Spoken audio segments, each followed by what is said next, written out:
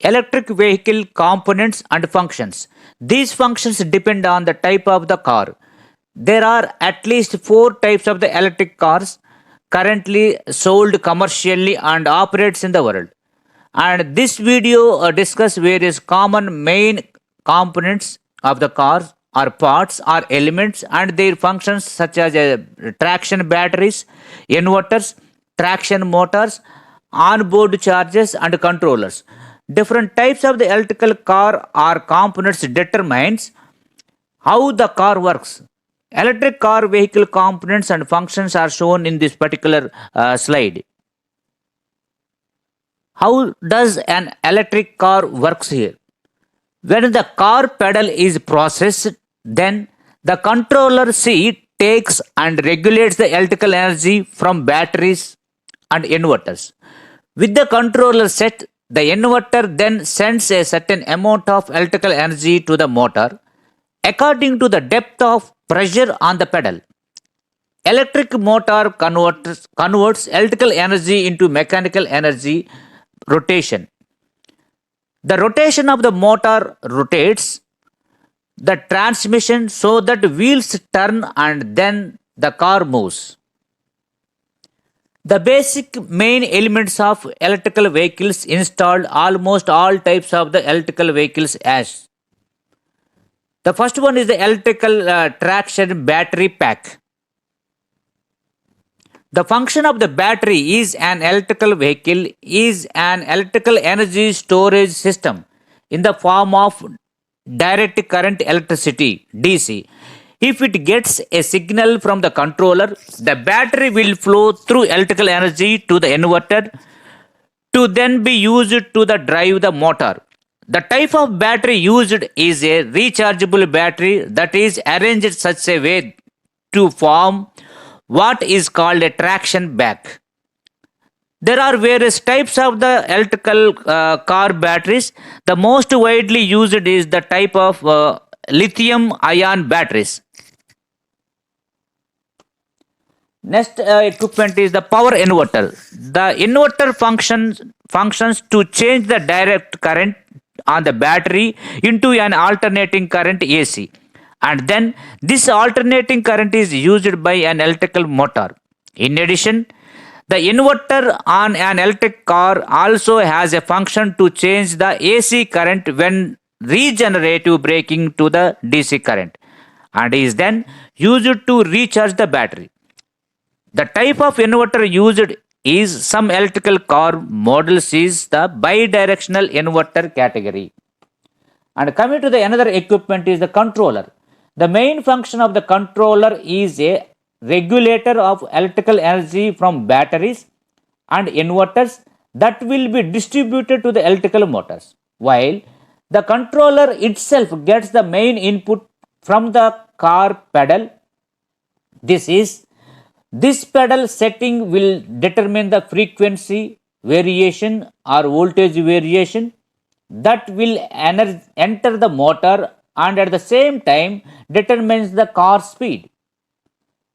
In brief, this unit manages the flow of electrical energy delivered by the traction battery, controlling the speed of the electrical traction motor and torque it produces. These components will determine how the electrical car work. And coming to the another component, electrical traction motor. Because of the controller provides electrical power from the traction battery, the electric traction motor, it will turning and transmission on the wheels. Some hybrid electrical cars uses a type of the generator motor that performs the function of the propulsion and generation. In general, the type of electric motor used is the brushless DC motor. And another component in that particular electrical vehicle is charger. Charger is a battery charging device. Charges the electricity from outside sources such as the utility grid or solar power plants. AC electricity is converted into the DC electricity and then stored in the battery. There are two types of the electric car chargers. First one, onboard charger. The charger is located and installed in the car. Second one, off-board charger. The charger is not located or not installed in the car. Coming to the another component in the electrical vehicles, transmission. The transmission transfers the mechanical energy, mechanical power from the electrical traction motor to the drive the wheels.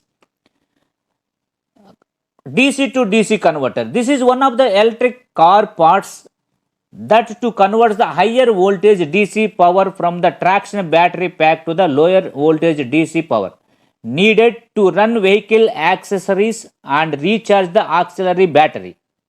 Coming to the battery, in an electric drive vehicle, the auxiliary battery provides electricity to power vehicle accessories. Thermal system cooling. This system maintains the proper operating temperature range of the engine, electric motor, power electrons, and other components. Charge point. The charge port allows the vehicle to connect to an external power supply in order to change the traction battery pack. The battery pack, once the system voltage and AH rating is obtained by combining the various modules in series and parallel configuration, this setup should be placed inside the electrical vehicle. But it is not so easy. The reason its complexity. Lithium cells are unstable in nature. Any misshape like short circuit or excess charging or discharging can make these batteries gets very hot leading to fire or explosion. So the voltage, current and temperature of each cell should be monitored for a safe operation. The duty monitoring the cells during the charging and discharging procedure is given the circuit called battery management system or BMS for short. So once the battery modules is ready, it should be connected to the BMS and cooling system for a safe operation of battery. The complete set is kept in a steel casing to prevent mechanical damage. This complicated arrangements along with the BMS, cooling system, casing and the battery modules all together is called as a battery pack of a car. These packs will normally be big or occupy the entire floor area of an electrical vehicle and as shown in this slide.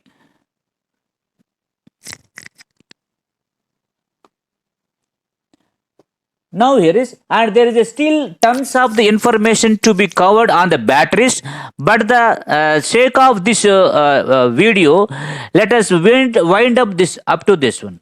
Coming to the battery management system BMS.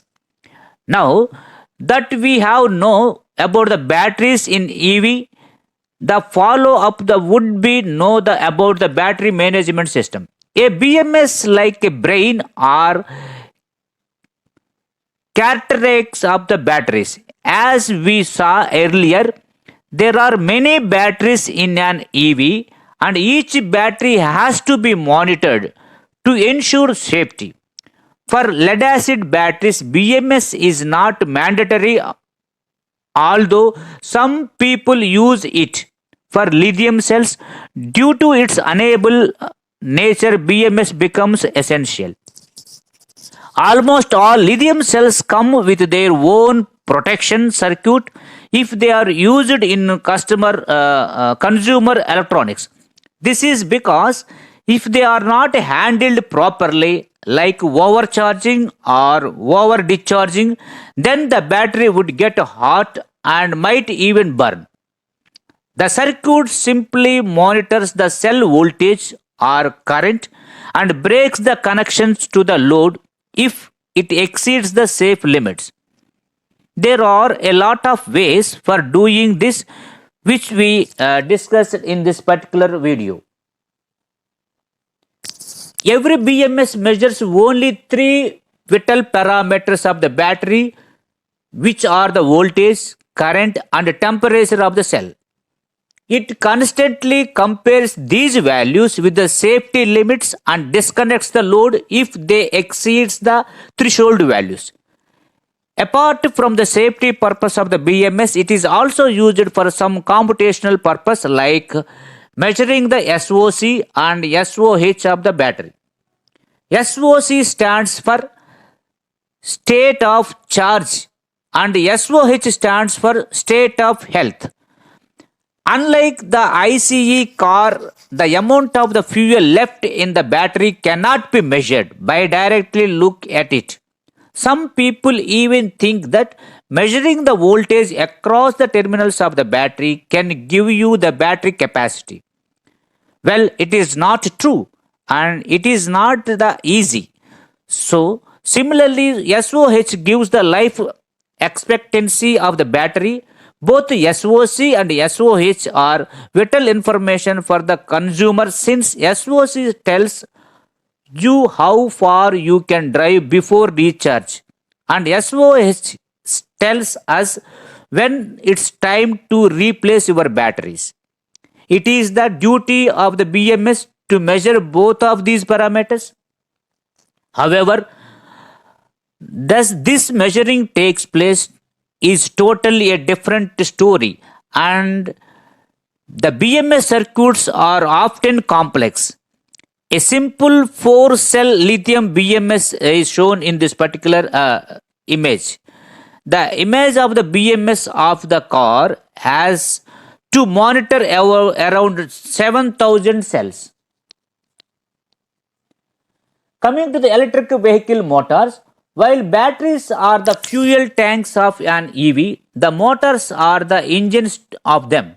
There are many types of the motors used in electrical vehicles and one used for the scooters and bikes is totally different from the one is that used in the cars.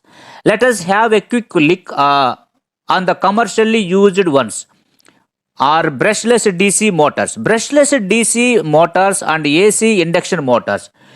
A more detailed video on this particular electrical vehicle motors. Brushless DC motors have been the choice for electrical vehicles from its origin in 19,000. Even today, it is commercially used in electric cycles and scooters. Brushless DC stands for brushless DC motor. These motors have a constant torque and fast response, making it suitable for automotive applications. Apart from the EVs, these motors are also used in the wipers, power windows, etc. The BLDC motors for EV can again be classified into the two types. One is the BLDC hub motors and second one is the BLDC in run motors. So coming to the BLDC hub motors, the rotor of the magnet is the wheel itself, meaning there is no need of the coupling arrangement since the rim of the wheel forms the rotor. These motors also called the BLDC outrunner motor. The advantage of this type of the motor is that there is less mechanical loss and since there is no transmission unit cost and weight is reduced. Downside it was that we cannot have gear ratio of high power motors due to the size limitations.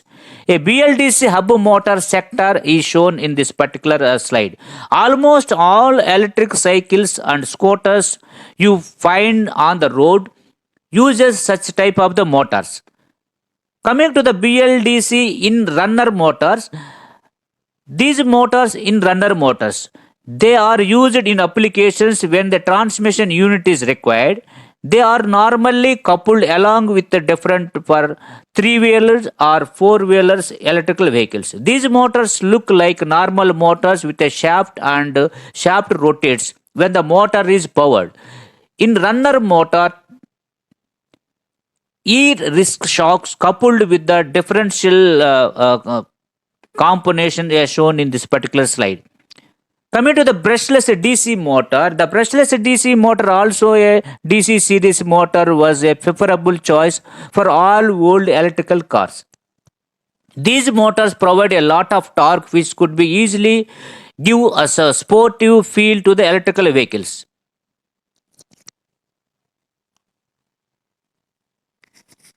Coming to the another component, controller, there is a very good chance that this question is very struck for us. We know electrical vehicles runs on the battery, which are DC powered, and we have motors that run on the three-phase AC. How will both these works together?